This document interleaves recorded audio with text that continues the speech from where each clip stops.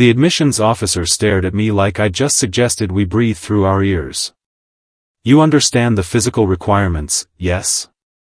Her 3 eye stalks swiveled independently, each one radiating a different flavor of doubt. The training regimen operates at 2.8 standard gravities. Your species. She paused, mandibles clicking in what I'd learned was the Vexorian equivalent of a polite cough. Well, you barely register as ambulatory in normal conditions. I kept my smile plastered on. Professional. Unbothered. Totally not imagining what her face would look like when I proved her wrong. I'm aware of the requirements, Administrator Krell. My scores in theoretical xenobiology placed in the 98th percentile. My tactical simulations were flawless. I'm ready. Theoretical. She said it like a curse word. Captain Voss, the Academy doesn't need theorists. We need soldiers. Pilots. Beings who can withstand the rigors of actual combat.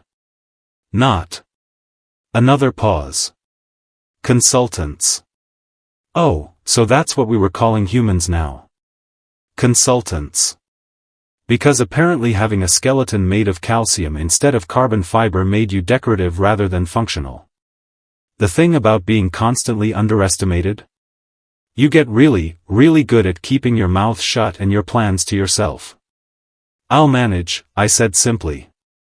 Krell's eye stalks drooped with what might have been pity or possibly boredom. Very well. Report to Orientation Bay 7 at dawn cycle. Don't say I didn't warn you. 3 weeks later, I was regretting absolutely nothing, despite the fact that every single muscle in my body was staging a coordinated rebellion against my life choices. Orientation had been a masterclass in humiliation. While the other cadets, mostly Vexorians and Kryloth, moved through the elevated gravity like they were strolling through a pleasant garden, I'd looked like a drunk turtle trying to do parkour. Impressive? No. Pathetic? Absolutely. But here's the thing they didn't know about humans. We're stubborn. Catastrophically, magnificently, stupidly stubborn. While Cadet Threx, a Kryloth built like a mobile mountain range, laughed at my struggles during combat drills, I was calculating. Observing. Learning. His species was strong, sure. Fast in their environment. But predictable. Hey, consultant. Threx called during our 3rd week of hand-to-hand training. Maybe you should file a report about how badly I'm about to beat you. His buddies, Varric and Solon, cackled appreciatively. Real original, guys. Comedy geniuses, the lot of them. The instructor, a scarred Vexorian veteran named Court, watched with the enthusiasm of someone waiting for paint to dry. Positions. The training room maintained a steady 2.8 gravities. For them, it was normal. For me, it felt like wearing a suit made of lead while someone sat on my chest. Threx lunged first. Predictable. His species always led with overwhelming force, relying on their natural advantage.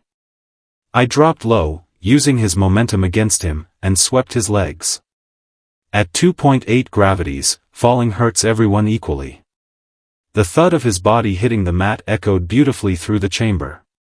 The room went silent. Lucky shot, Threx snarled, scrambling up. Probably, I agreed cheerfully. Want to test that theory? What happened next would be generously described as a learning experience. For him. He came at me again, and each time I used his expectations against him. He expected weakness. Expected me to try matching his strength. Instead, I gave him angles. Momentum. Gravity, that beautiful constant force that doesn't care about your species or your muscle density. By the time Court called the match, Threx was breathing hard and I was still standing. Barely. But standing. Interesting, Court said, and that single word felt like winning the Galactic lottery. Tomorrow, we increase to 3.2 gravities. Let's see how your technique holds, human. That night, in my quarters, I could barely move. My roommate, a relatively friendly Vexorian named Plex, watched me struggle to reach my bunk. "You know they're going to make it worse now, right?" Plex's voice carried genuine concern. "You embarrassed Threx. He's got connections. His brood sire is an admiral." "Fantastic," I wheezed, finally collapsing onto my sleeping platform. "I love making powerful enemies on week 3. Really speeds up the character development." Plex's mandibles twitched. Almost a laugh. "You're insane." "Probably. But I'm also not quitting." "Why?" The question was simple but genuine. Everyone knows humans can't handle military service. You could have a good life as an academic. An advisor. Why torture yourself? I stared at the ceiling, feeling every tortured muscle fiber screaming its protest. "Because they called me useless before I even got here," I said quietly. "And I'm really bad at accepting other people's limits for me." The next morning, Administrator Krell made an announcement that would change everything. "Attention cadets. In 3 days, we'll be conducting an emergency response simulation. Conditions will replicate a failing ship with cascading gravity failures. Levels will fluctuate between 1 and 4.2 gravities randomly. Teams of 3. Choose your partners wisely. 4.2. Sweet merciful physics, 4.2 gravities." That's when Threx smiled at me across the assembly hall. And that smile promised absolutely nothing good. 4.2 gravities would crush most beings into decorative floor tiles. For humans? Well, let's just say our species hadn't evolved with that particular party trick in mind. "Partner selection begins now," Court announced, crossing his arms with the satisfied expression of someone about to watch chaos unfold for entertainment. The room erupted into calculated social maneuvering. Cadets clustering with their own species, forming alliances based on strength and reputation.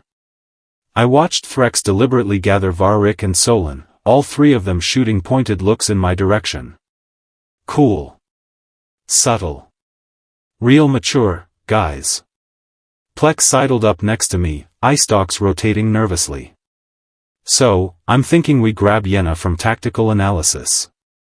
She's small, but her species handles gravity shifts better than most. You want to team with me?" I tried keeping the surprise out of my voice. Failed miserably. "Well, yeah." Plex clicked his mandibles in what might have been embarrassment. "You're weird, but you're not stupid. Plus, anyone who can drop Threx on his tail deserves at least one friend in this nightmare." Yenna turned out to be a brilliant choice. A whisperkin, barely 3 feet tall, with 6 legs and the kind of quiet competence that made instructors nod approvingly. She agreed to our team with minimal fuss, though her large eyes studied me with obvious concern.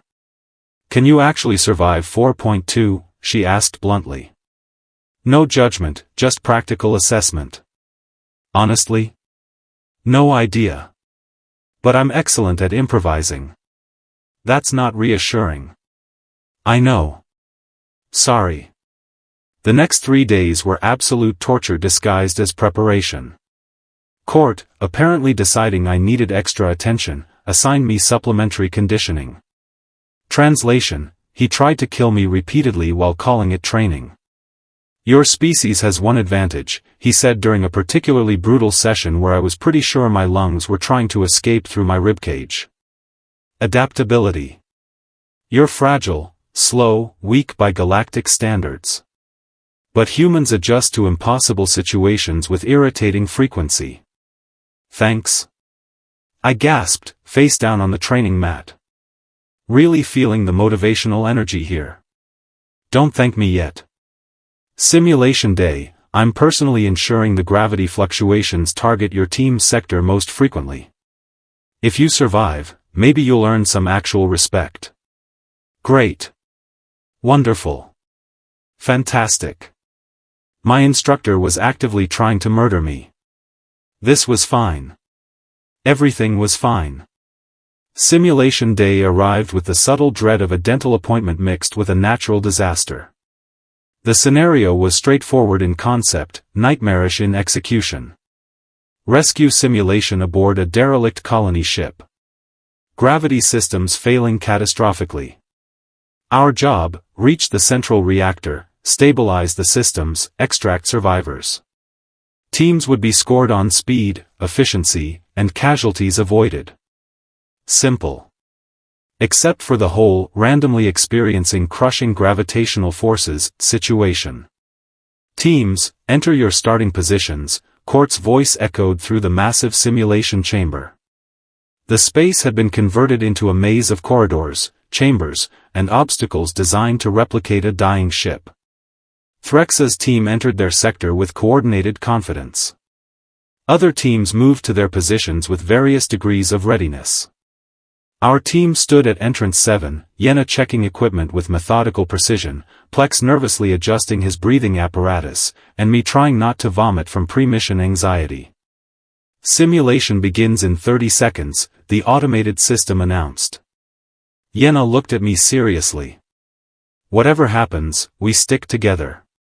No heroes. We succeed as a team or we fail as a team. Understood? Understood. 20 seconds. Plexa's eye stalk swiveled toward me. For what it's worth, I'm glad you're here. Even if we all die horribly. Your confidence is inspiring. 10 seconds. The gravity in our corridor was currently standard. 1 comfortable gravity. But the indicators on the walls flickered between green, yellow, and red, showing where fluctuations would hit. 5, 4, 3. I took one last deep breath. 2, 1. Simulation active.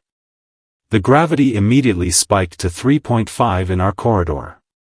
My knees buckled, but I'd anticipated it, dropping into a stable crouch.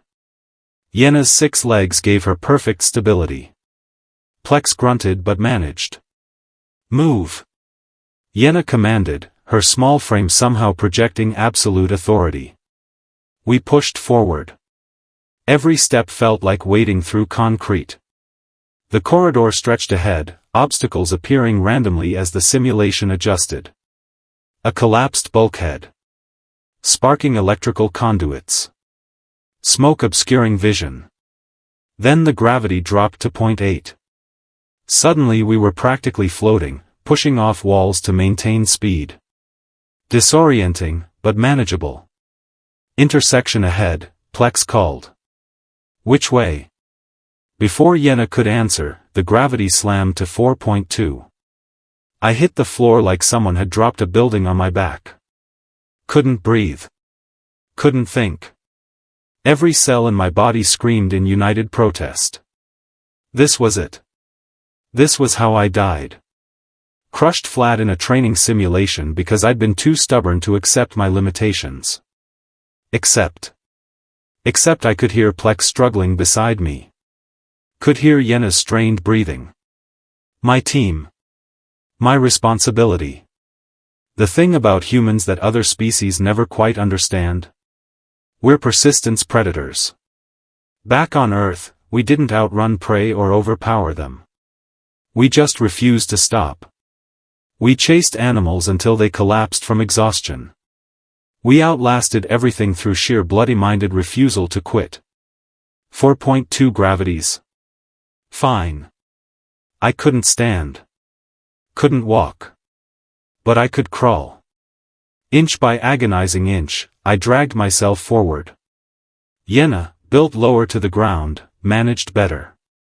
She reached the control panel first, manipulating it with precise movements. The gravity in our sector dropped back to 2.8. Blessed, manageable 2.8. Status? I croaked, pulling myself upright. Reactor access, 60 meters ahead, Yenna reported. But Threxa's team is closer. They're going to reach it first. Through the simulation's observation screens, we could see them. Moving efficiently, confidently. About to claim victory and cement their superiority. I smiled. actually smiled. Because they'd forgotten something crucial.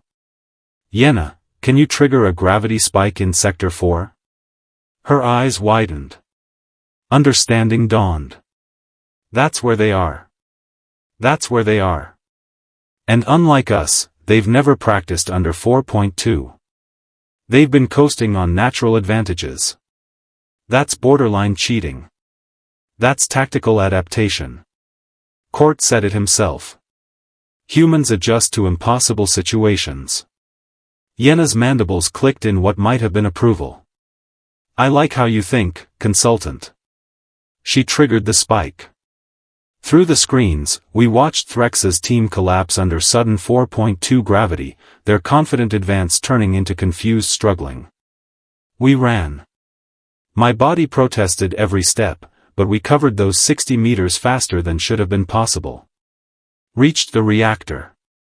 Executed the stabilization sequence. Extracted the simulation survivors. Mission complete. When the simulation ended, Court stood waiting, arms crossed, expression unreadable. Cadet Voss. Report. I straightened, ignoring my screaming muscles. Mission accomplished, sir. 0 casualties. Optimal time. By manipulating gravity controls against another team. By using available resources tactically, sir. The scenario didn't prohibit it. For a long moment, he stared. Then his mandibles twitched. A laugh. Actual approval. Well then. Perhaps consultants have their uses after all. Behind him, Administrator Krell watched with all 3 eye stalks. And if I wasn't mistaken, that was respect in her expression. Turns out gravity doesn't care about your expectations either. Friends, if you are enjoying our videos and want to watch new and exciting sci-fi and HFY stories every day, then don't forget to subscribe to the channel. Also, make sure to turn on the bell icon so you never miss any of our latest uploads. Like the video and share it with your friends as well, so our community can continue to grow and bring you even more amazing content.